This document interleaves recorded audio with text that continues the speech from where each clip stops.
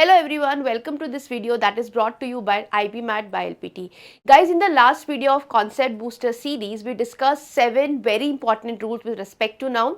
Today, what we are going to do is we are going to take up another topic, that is pronoun, and we are going to discuss 7 most important rules of pronouns that you should be knowing so that you are able to tackle the questions of pronoun usage.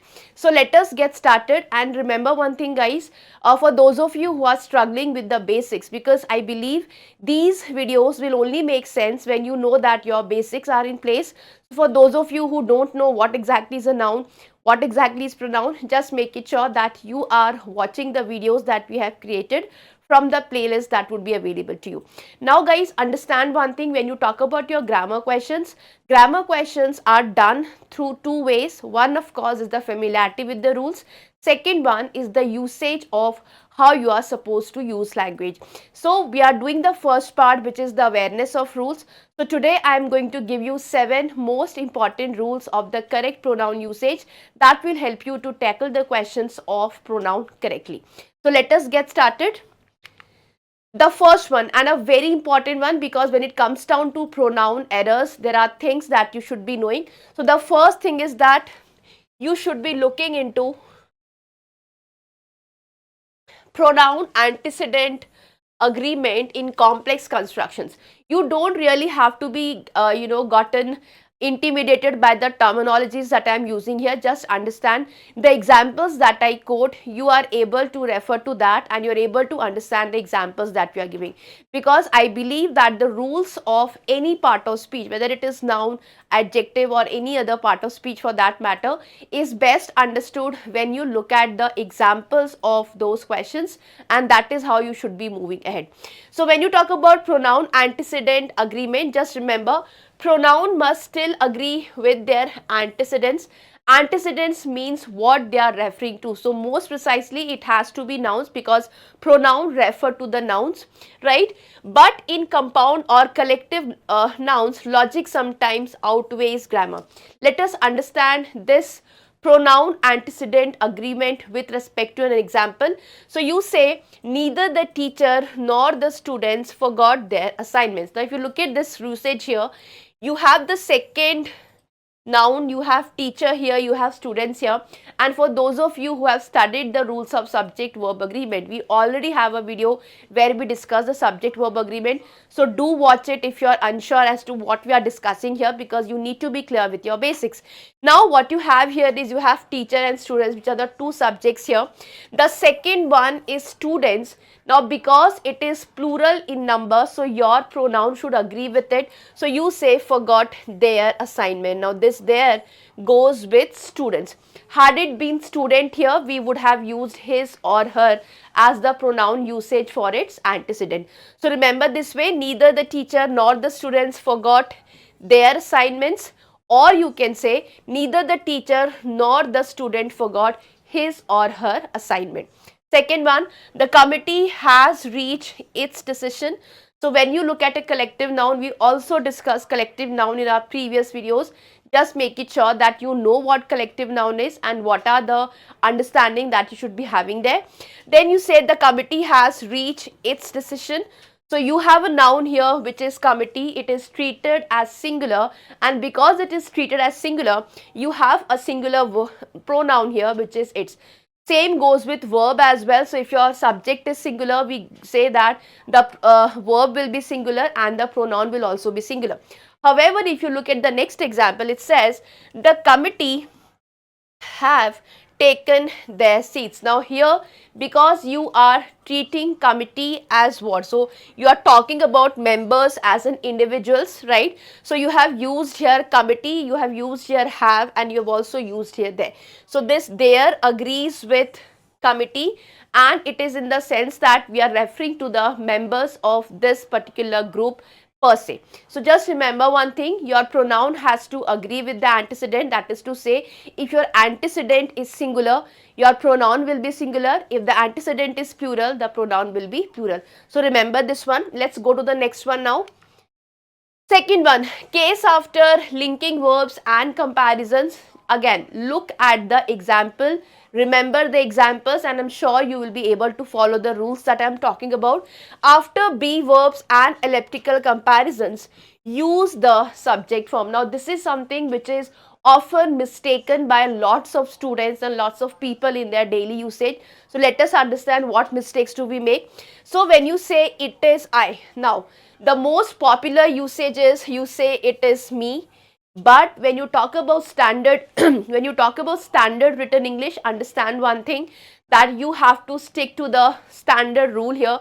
So instead of saying it is me, you should be saying it is I who am responsible. So just understand one thing, what we speak on the daily basis may not always be standard, may not always be correct. So as a student preparing for IPMAT 2026, make sure that you're clear with the standard usage of English. Now, here you say she is taller than I am. So again, you have I, which is the subjective pronoun.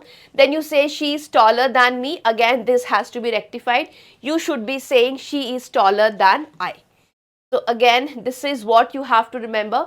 So in case of linking verbs and in case of elliptical comparison, so whenever you are making a comparison or whenever you are making use of a linking verb, just make sure you have to use what? You have to use the subject form. Guys, understand with respect to pronouns, when we discussed pronouns in our previous videos, we followed a chart. So remember that you need to be very clear with the chart which talks about the subjective form of pronouns, it talks about the objective form of pronouns, and it also talks about the possessive form of pronoun. So if you are somebody who does not know the basic of pronoun, my request would be, or rather my advice would be, just clear your basics with respect to pronoun and then you will be able to go with the rules. Let's look at the third one. So it says pronouns in apposition. When a pronoun is in apposition, naming a noun, it must be in the correct case. For example, we say we teachers are responsible for this project. So you have we teachers. Again, you have they. The committee members voted unanimously. So here we were referring to teachers. So we have used here we, which is plural. Again, here we are referring to committee members. Remember, we are referring to committee members and not committee. So you have to stick to the pronoun which is plural and you will be using here they. Let's look at the fourth one.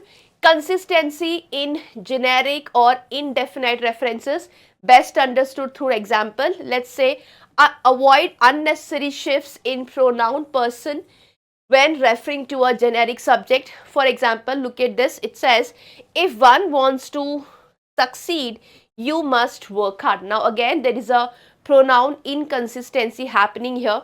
So this and this does not gel with each other. So instead of making use of one and you, just make sure that you have a uniformity. So you say, if one wants to succeed, one must work hard. That is one usage. And you can say, if you want to succeed, you must work hard.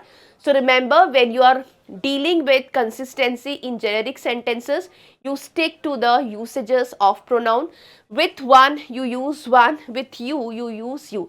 Do not commit a mistake where you are using one in the first clause and you are using you in the second clause, because that indicates pronoun inconsistency. Then we talk about fifth one, which is ambiguity in complex sentences. Ambiguity simply refers to the fact that the sentence can be interpreted in more than one way, or there is an element of confusion within the sentence.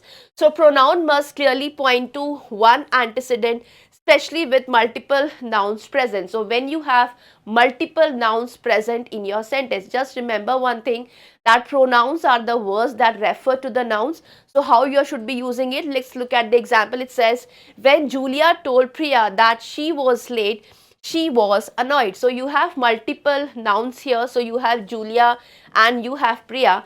And again, you have these phrases which says she was late and she was annoyed. Now the question is, who was late and who was annoyed?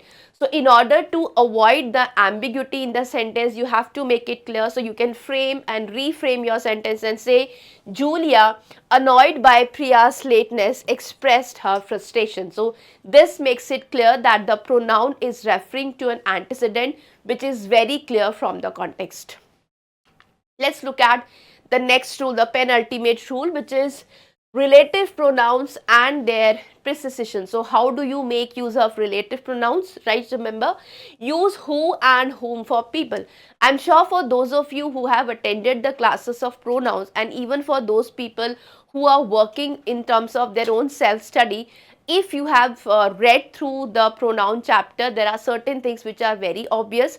So when you talk about who and whom, we generally use who and whom for people, which for things, and that for essential clauses. So which is also a pronoun, that is also a pronoun.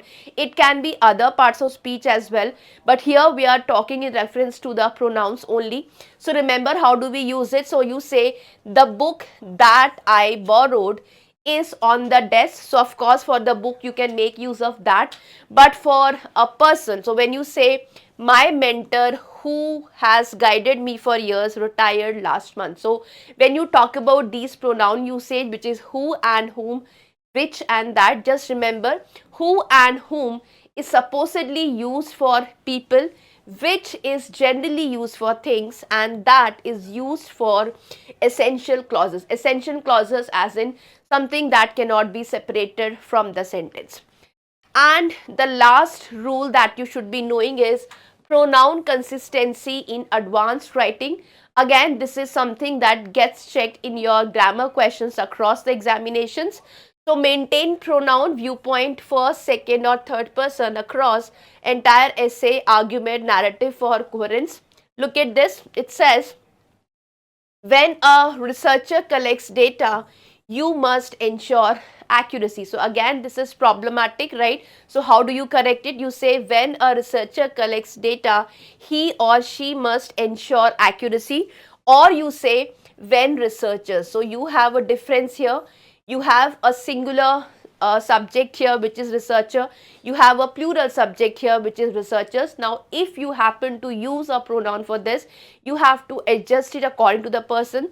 So with researchers, you have used here he or she, because the gender of researcher is not specified. So we can make use of a masculine gender also and a feminine gender also. On the other hand, when you say, when researchers collect data, so this researchers is plural, and here you have used they. So remember, your pronoun has to agree in number and person with respect to the noun it is referring to. Now, these are refined advanced level rules that help avoid subtle mistakes often caught in competitive examination. So these 7 rules that I have discussed, just make it sure that with every rule you pause the video, you have a look at the example that is given to you, you try to understand that example and make it sure that it sinks into your mind.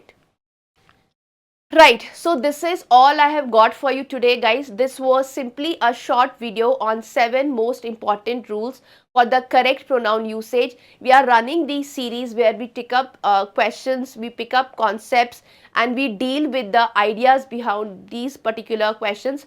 So make sure that you are following these concept booster series, and I'm sure for those of you who are preparing for IPMAT 2026, if you follow these videos religiously, and if you are sure that you're working on your grammar skills, you're making it sure that the fundamentals is taken care of, the basics are taken care of, I'm sure day by day, with each passing day, you would be having a better comprehension of ideas. You'll also know how to tackle the questions, and you also have a kind of confidence in dealing with grammar questions and the questions of other areas.